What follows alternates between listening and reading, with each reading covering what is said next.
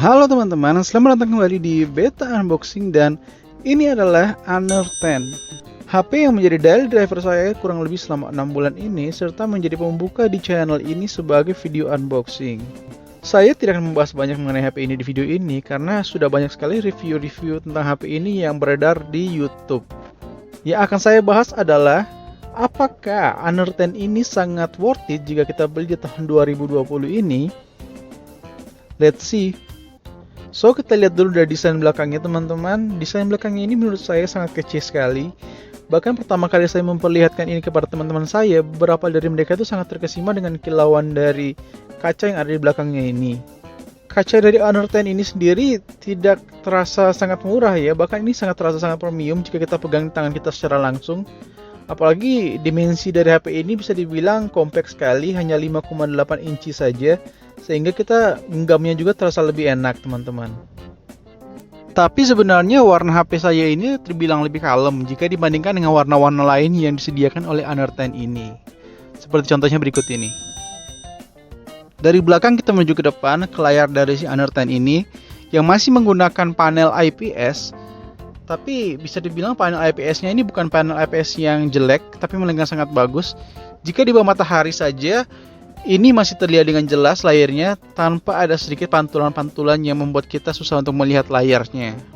Untuk tambahan saja teman-teman, HP ini bagian depan dan juga bagian belakangnya sudah terlindungi oleh Gorilla Glass 5.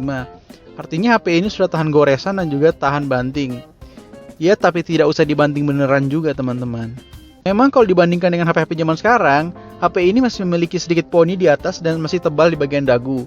Tapi di poninya sendiri banyak sekali sensor yang ada di sana. Saya tidak perlu menjelaskan sensor apa aja ada di sana, tapi lumayan lengkap. Serta ada juga LED notifikasi di atas, serta kenapa dagunya tebal karena ada fingerprint di sana yang lumayan cepat. Untuk perbandingannya, ini adalah ukuran BlackBerry Apollo dan juga si Honor 10 ini kurang lebih seperti ini. HP ini terbilang kecil sih jika dibandingkan dengan HP-HP zaman sekarang yang sudah ada. Untuk resolusi layar dari HP Honor 10 ini sudah dibilang sangat bagus teman-teman, yaitu 1080p x 2280p alias sudah Full HD+.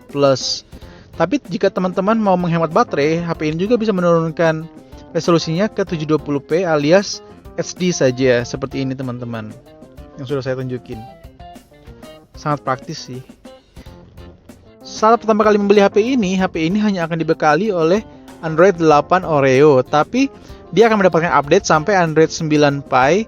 Saya juga gak tahu sih apakah dia akan mendapatkan Android 10 atau tidak, karena di Cina sana HP ini sudah mendapatkan Android 10, tapi tidak tahu ya versi globalnya kayak gimana. Dan untuk sistem navigasinya sendiri seperti ini teman-teman, lumayan banyak juga sistem navigasinya. Kita bisa pakai slide kiri kanan atau pakai tombol navigasi kayak di bawah ini, seperti ini teman-teman kurang lebih. Dan bagaimana performanya untuk bermain game? Kira-kira seperti ini kalau bermain game teman-teman.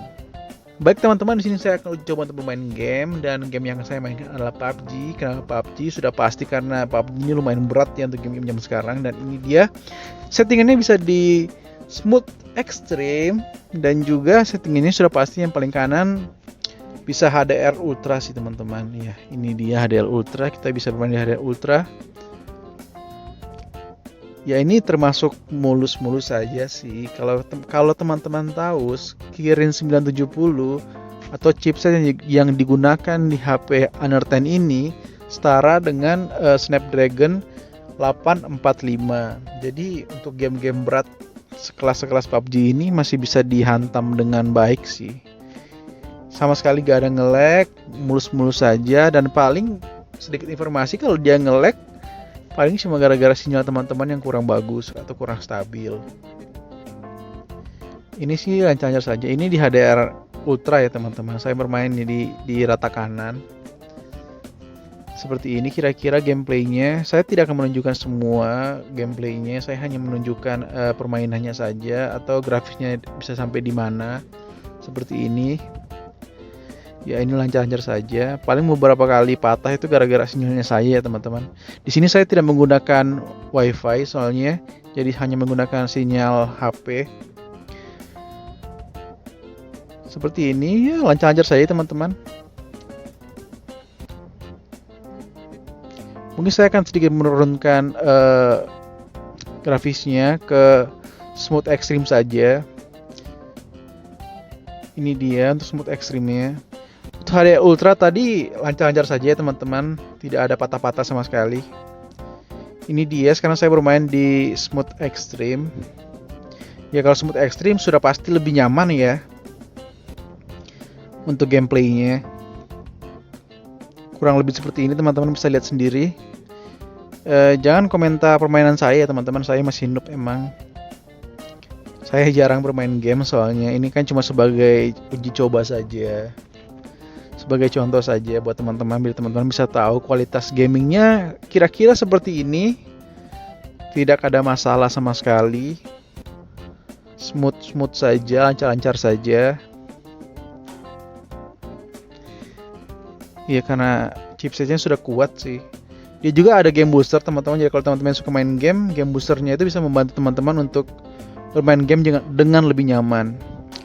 Kekurangannya satu sih teman-teman, kalau kita main game terlalu lama, panasnya ini lumayan kerasa di tangan seperti ini teman-teman. Di sini saya nggak punya mesin untuk lihat suhu soalnya. Tapi ini lumayan panas gara-gara ini kaca ya teman-teman. Jadi lumayan memantulkan cahaya lagi, panas. Dan ini dia untuk bermain emulator teman-teman, tidak masalah juga. Saya bermain emulator PSP di sini dan game yang saya mainkan adalah Indiana Jones Lego. Dia berjalan dengan mulus-mulus saja tanpa ada hambatan. Untuk sensitivitas layarnya juga bagus. Tombol-tombolnya enak sekali untuk dipencet seperti ini, tidak ada masalah. Apalagi kalau teman-teman paling bagus sih mainnya pakai stick tambahan ya. Biar layarnya lebih enak, lebih nyaman juga, bisa mengurangi lecet juga di layar. Untungnya HP ini sudah ada tempered glass ya teman-teman, jadi kalau teman-teman main game di sini nggak terlalu bermasalah. Ya ini saya juga coba bermain Harvest Moon. Ya Harvest Moon apalagi ya, game ini termasuk ringan sih untuk HP-HP zaman sekarang. Bahkan saya bermain di HP yang 2016 juga masih bisa. Ini kebetulan Harvest Moon yang saya mainkan ini versi Nintendo saja, jadi smooth saja. Kekurangannya lagi dari HP ini teman-teman, ya ini dia ya. Karena ini kaca jadi gampang dekil, gampang kotor. Kalau kita pegang tidak pakai casing ya. Ya kalau bisa sih pakai casing saja teman-teman. Kalau tidak seperti saya ini, saya selalu lap kayak gini teman-teman jika sudah kotor. Karena saya tidak mau kinclongnya menghilang. Ya kalau kayak gini kan lebih cantik lihatnya. Dan untuk audionya sendiri seperti ini kira-kira teman-teman.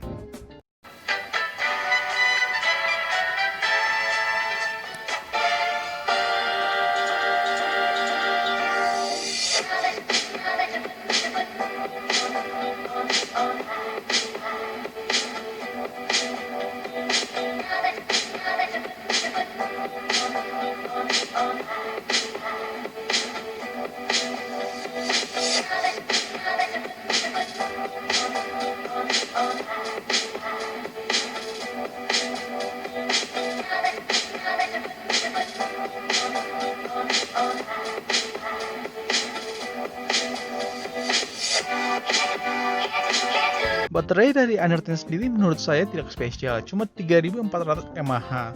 Tapi yang bagus di sini adalah chargernya sudah supercharge Huawei 22,5 watt. Jadi 1,5 jam saja sudah penuh. Serta keamanan yang dijamin oleh Honor ini juga lumayan bagus. Dengan ultrasonic fingerprint serta face unlock-nya, HP ini bisa dijamin bisa melindungi data privasi kita. Terutama untuk fingerprintnya sih enak sekali untuk dimainin seperti ini, meskipun masih belum fingerprint under display ya teman-teman. Jadi bagaimana dengan sektor fotografi pada HP Honor 10 ini? Dual kamera di bagian belakang 24 serta 16 megapiksel serta selfie kamera 24 megapiksel sudah cukup lah buat foto-foto di tahun 2020 ini. Berikut adalah hasil foto dari Honor 10.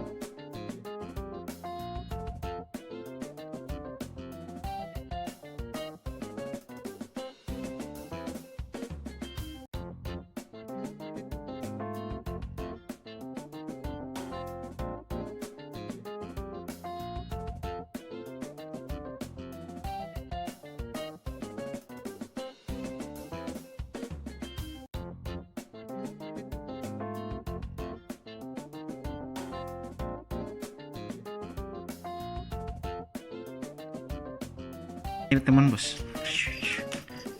Salah.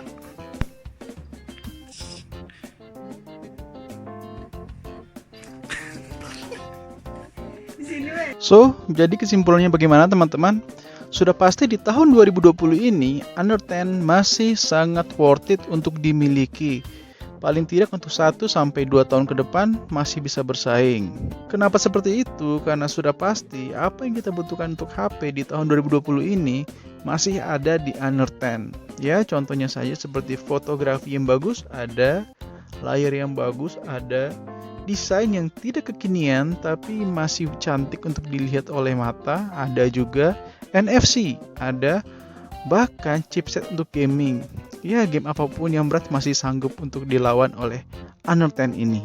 Dan sebagai tambahannya saya teman-teman, HP ini masih ada infrared blaster alias HP ini bisa jadi remote cadangan mungkin jika teman-teman punya remote hilang, entah remote AC atau TV atau apalah. Dan teman-teman mungkin itu saja mengenai review dari Honor X. HP ini masih worth it di tahun 2020 ini dan terima kasih sudah nonton sampai akhir. Sampai jumpa lagi di video-video berikutnya. Thank you friend.